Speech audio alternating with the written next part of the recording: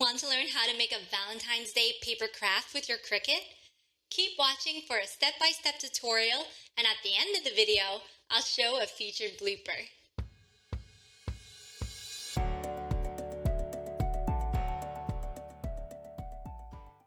Hi, my name is Kim with Kimagine DIY, where I hope to help you imagine the possibilities with DIYs and crafts.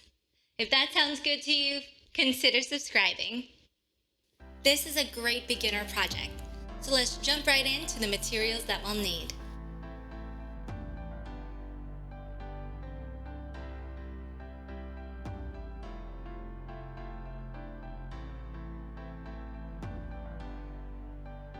To create this garland in Cricut Design Space, I went over to Shapes and clicked Heart.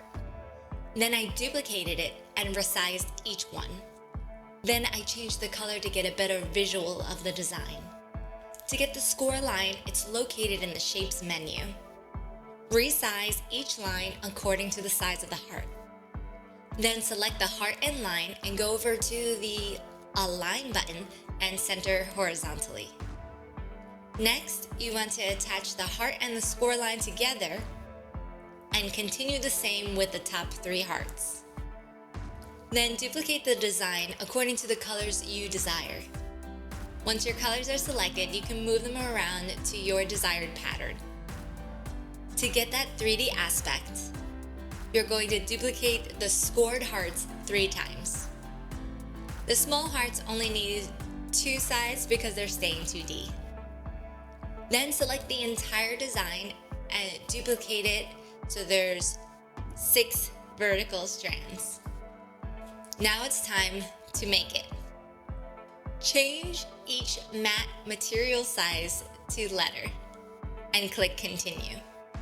Then select Browse Materials, click Medium Cardstock, and make sure you load your score tool first.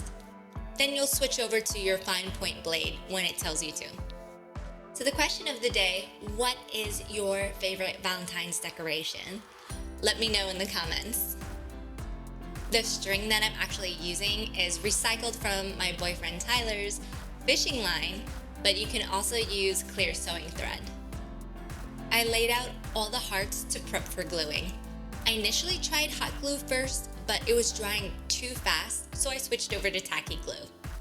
When gluing the 3D hearts, I first glued 2 of the hearts sides together, and then sometimes ran another bead of glue before adding the string, and then adding the 3rd part of the heart.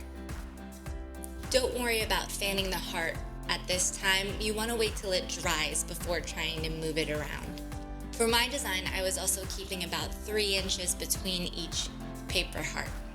I also recycled some earring hooks from old jewelry so I can use it to hang the garlands off my kitchen light. For the hook, I tied a simple knot, then sized the distance I wanted, and then double knotted it. Now that everything is dry, you can fan them out and hang them up. This was such a cute, whimsical design. I love how it just looks like they're floating there. Like, it just reminds me, I know it's cheesy, like love is in the air, and Valentine's Day is all about the season of love, so I really enjoyed this easy craft. Thank you so much for watching, everybody. I hope you enjoyed this how-to video.